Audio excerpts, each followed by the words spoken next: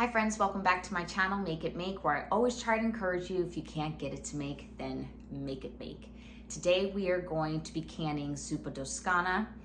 I really hope that it tastes as delightful as the one in the Olive Garden. That's what I'm trying to replicate, but we'll see. I've never made this recipe before, so I don't know.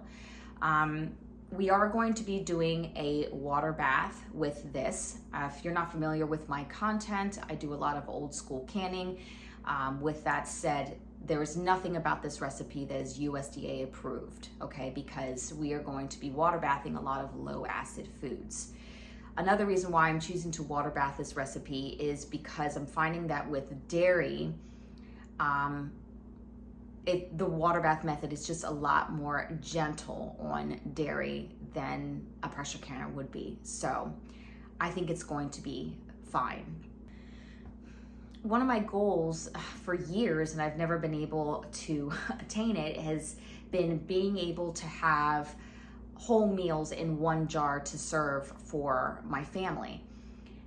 Now, with fall approaching and winter just being around the corner, I'm just like, I need to just do this. So for me, a meal is like soup. So I'm gonna really try to focus on getting a couple soups underneath my belt and in the pantry, one whole meal, okay? So that's another reason why we're gonna do the Zuppa Toscana. Speaking of soups and getting into that, we are gonna open up a jar real quick of the beef cabbage soup. If you're not familiar with this, I did make a video. I'll put the link either here or there and in the description so you could see how we made this beef cabbage soup. It came out wonderful, absolutely wonderful. As a matter of fact, this is the last jar of soup that we made from that video. I have since remade the soup again and have refilled the stock. But my daughter wanted some for lunch, and I'm like, I have to tell you guys how it tastes, and we'll do that real quick and then get started on the Zuppa Toscana. Can I open it? You want to open it? Go ahead. I don't know where Anywhere. I just... Anywhere.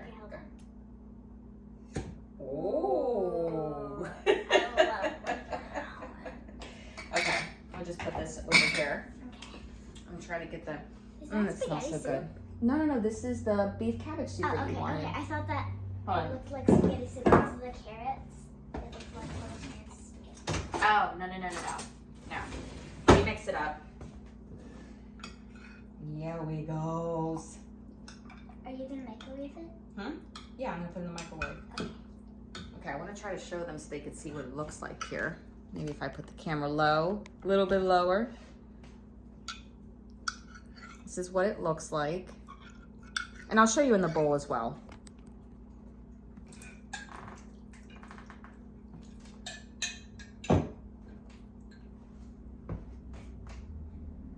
Yum. Right? Yes. So I'm gonna have my daughter try the soup, even though we've tasted it before, but have her tell you what it tastes like. Do you want to do that? You don't have Yeah, to. There's like no pressure. You do want to? Wait, this is what Daphne looks like now. That's why she's so big. She's so big. She's so pretty. Let's go sit at the table. You want to do that? Yeah. Okay. Make sure it's not too hot. Hold on. Oh, yeah. Is it perfect? Like with temperature? Yeah. Are you sure? Yes. Just blow on it. Yes, it is good. I just don't want it to be too hot. I love it. I feel like it would be more enjoyable if I was eating it while it was snowing. While it was snowing? Yeah, but it tastes amazing. It's like a very good filling meal for like lunchtime. Because it is exactly lunchtime right now. Here, let me Wait, show you.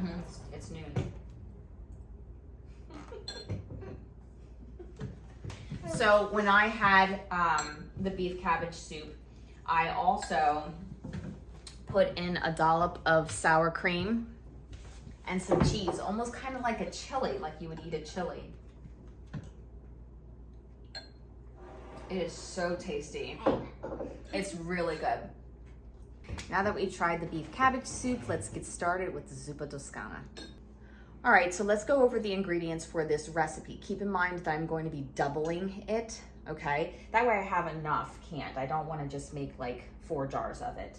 All right, so the first ingredient you will need is Italian sausage. It says 1 pound of Italian sausage, spicy. I chose mild just because not all of us enjoy spicy food here. 4 tablespoons of butter, a half a white onion, 1 tablespoon of minced garlic,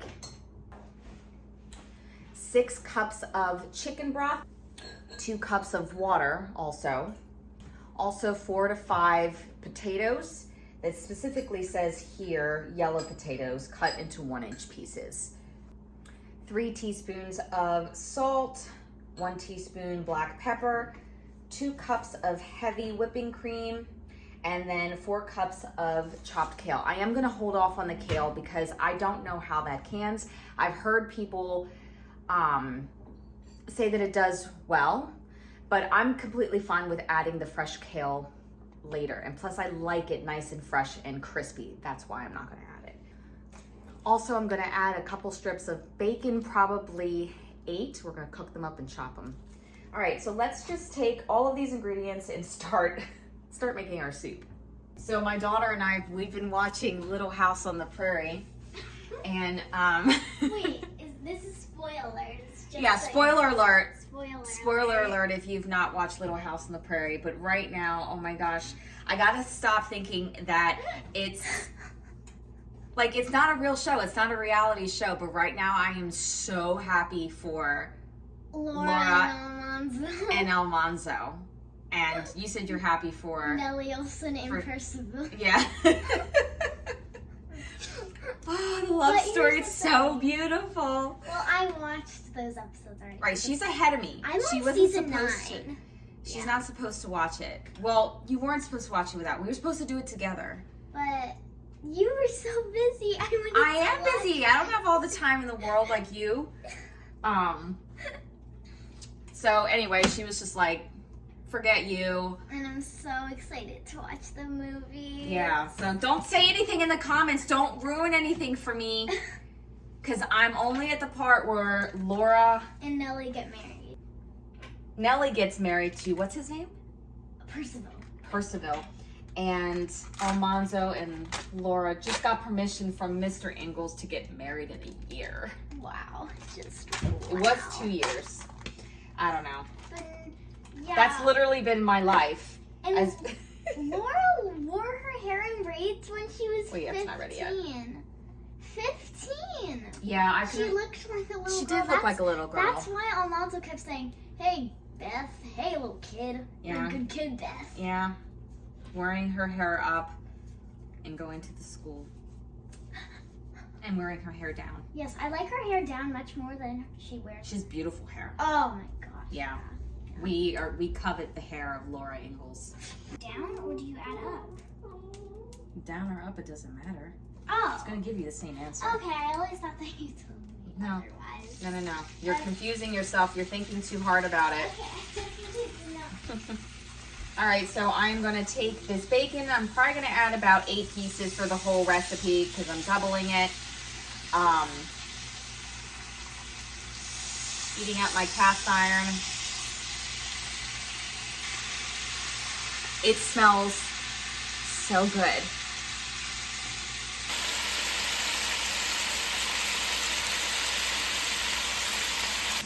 All right, so while that's cooking, I'm going to take my potatoes. For me, I am going to leave the skins on. You do not have to do that. But I'm going to wash them really well. Here's the thing, when we are water bath canning foods that are whether you're original canning it or doing it USDA, whatever the method is. Actually, no, let me backtrack and say this. Just because we are doing this old school doesn't mean that you should not take heed of good practices. You know, if your potatoes come from the ground, so if you're going to keep the skins on, then wash them. Wash your produce. Wash your jars. make sure that everything is nice and clean. You know, make sure that you're taking care and taking pride in your canning. Just because people are rebel canning, it doesn't mean that they're just slopping food in jars. It's not like that. You know, I always tell people, take care and pride of how you do things, okay? So with that said, I'm just gonna wash these potatoes really well. They've actually already been washed and they've been in storage, but I'm just gonna do it again. Now I feel really good about this recipe. And let me tell you why, and especially in water bathing it. We've developed a lot of confidence along the way with this channel. You know, one of the first things that we did was we water bathed potatoes, okay? So we did potatoes. I also water bathed milk. I also water bathed butter in a recipe, not by itself, not solely by itself. And heavy whipping cream. We did that. And we've also water bathed meat in a soup and by itself. This recipe has those ingredients in it. So I feel very confident about the recipe as a whole.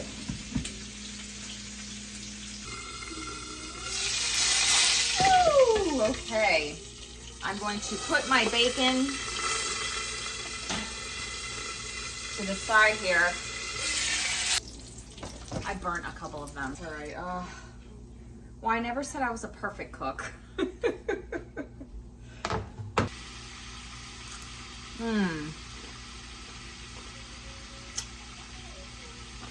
It's still so good. But I like my bacon, I like it burnt to the crisp. How do you guys like your bacon? My son does not like it overcooked. He likes it still a little chewy. All right. Second batch looks a lot better. All right.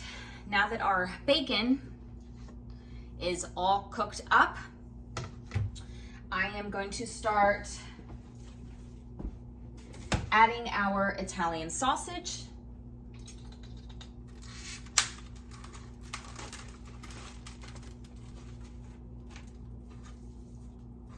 Give it a little bit of a helper here.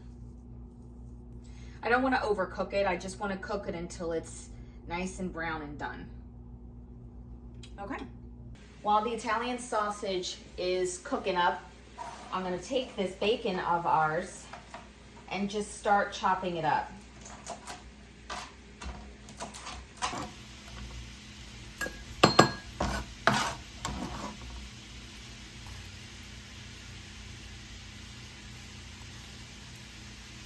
All right, put that to the side, and now we have our white onion.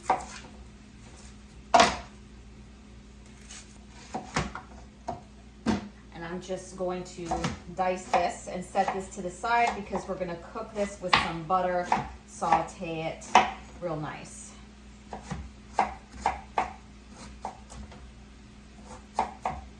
Now I really want this Italian sausage to go pretty far as stretching it out, okay? So in order for me to do that, I'm going to really chop this and cut this up into little bits. That way it spreads further. The bigger the bits are, the less it'll spread, but I need to stretch it as much as I can. So I'm going to make sure that as I'm cooking it, I'm really sort of sticking at it and chopping it into little tiny grounds.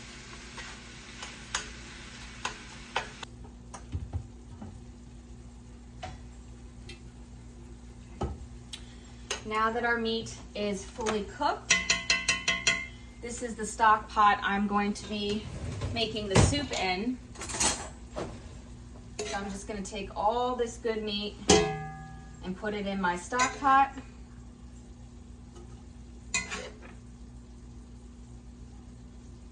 And I'm going to keep this on a low. So we're going to cook some other things with the remaining fat in here. All right, well, I got most of the meat out. What I'm gonna do is add our onions.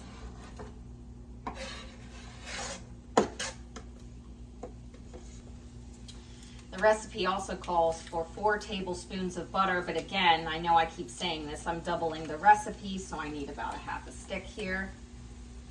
It's looking pretty good. A lot of butter, that's for sure.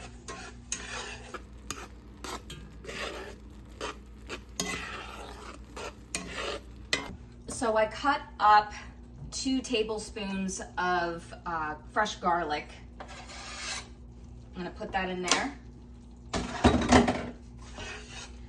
I don't want to brown the garlic, I just want it to get fragrant. Once it gets nice and fragrant, then we're gonna add it to our sausage. All right, so in here we just have our sausage, our cooked sausage, nothing else, just our cooked sausage.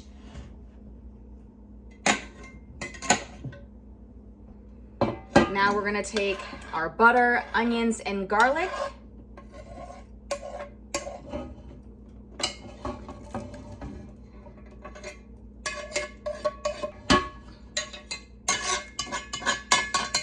There we go.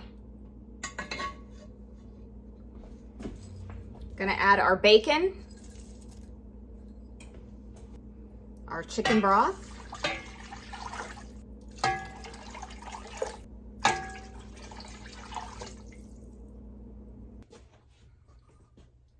now adding our whipping cream. I'm going to add 4 cups.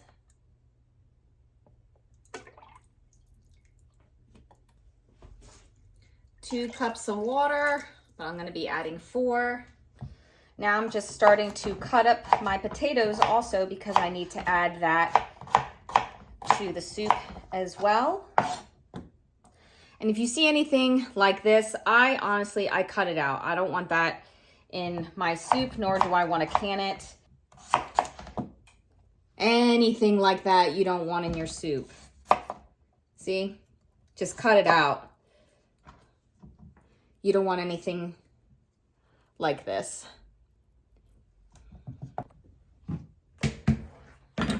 And now what I like to do anytime I add potatoes to a soup, I just like to rinse my potatoes until the water runs clear.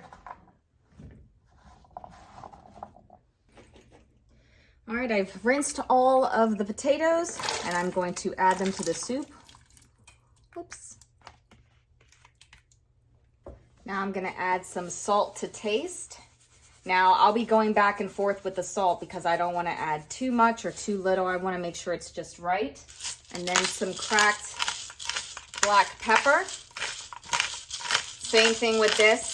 You know, season to taste, you know what I mean? You wanna make sure your family eats it. So if you like it more peppery, add more pepper. If you like it more salty, add more salt or less, depending on your taste. The point is to cook for your family's needs. All right, now we're gonna mix our soup.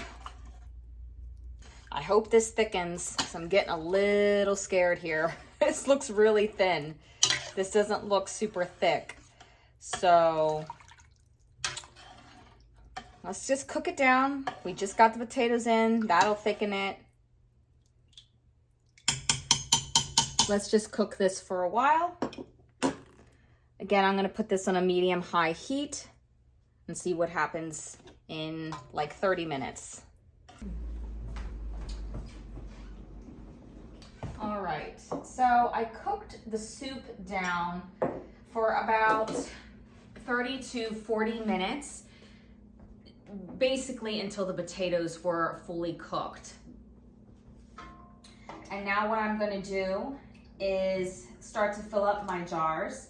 I'm gonna give you a close-up look at this soup.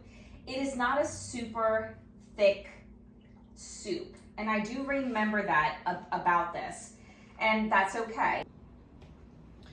All right, I'm having a problem. My mind just thinks for some reason that this soup should be super thick. But who knows, it may can differently. It may sit differently on the shelf. I'm not so sure. So what I've come up with is that As you can see, this jar has settled a little bit here, and the meaty part of the soup, I filled it up to about here, and then the other quarter of it, I just filled it with liquid. So that's the ratio I'm gonna go with right now for this soup. I have a feeling because of it, I might be left over with more of the broth, but that's okay. We'll just see how this goes. Again, this is my first time canning this, so I'll be sure to give you guys an update on this.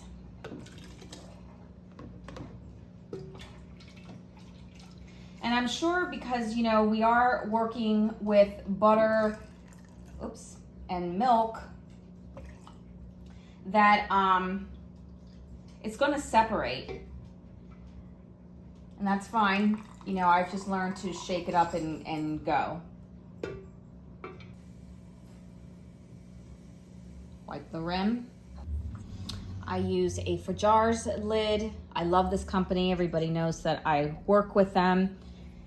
I'll give you a promo code if you're interested. If not, that's fine, but it does save you 10% every time.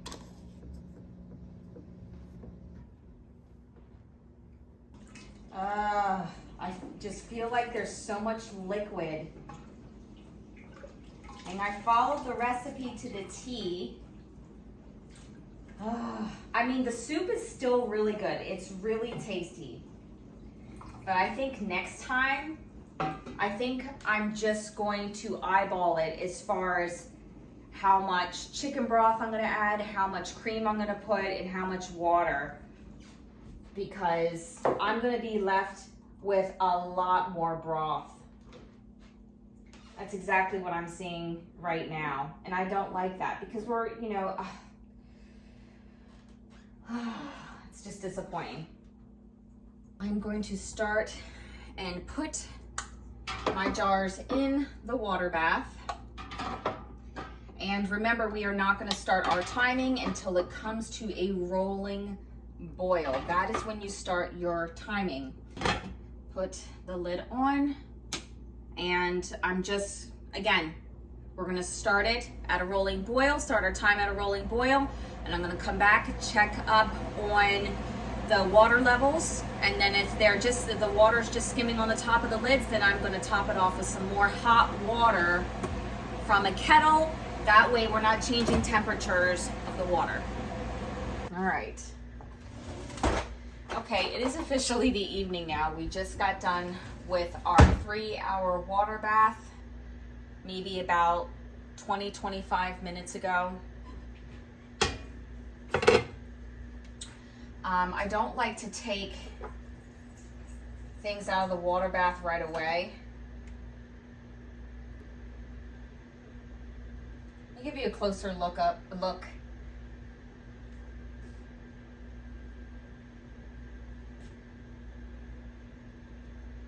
It's still really bubbly. All right, I'm gonna give you a quick close-up of what they look like just coming out of the canner. Forgive me because they're kind of like where my dishes are, but I'm just gonna leave them there till tomorrow morning. I will be giving you guys an update on what it tastes like after it has been canned. I know that before it was canned, it tasted wonderful. I just will be interested to see what it looks like afterward, but you guys are gonna get all of that when we do this year's pantry tour. So let me show you what they look like close up.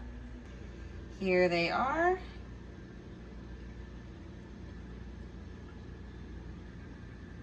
And then we have this one here. All right, well, I hope you've enjoyed this video. Again, there's not a lot of questions I can answer at this point because this is the first time I've done this, but we'll get to them. We'll get to them here soon. Anyway, guys, as always, take care and God bless.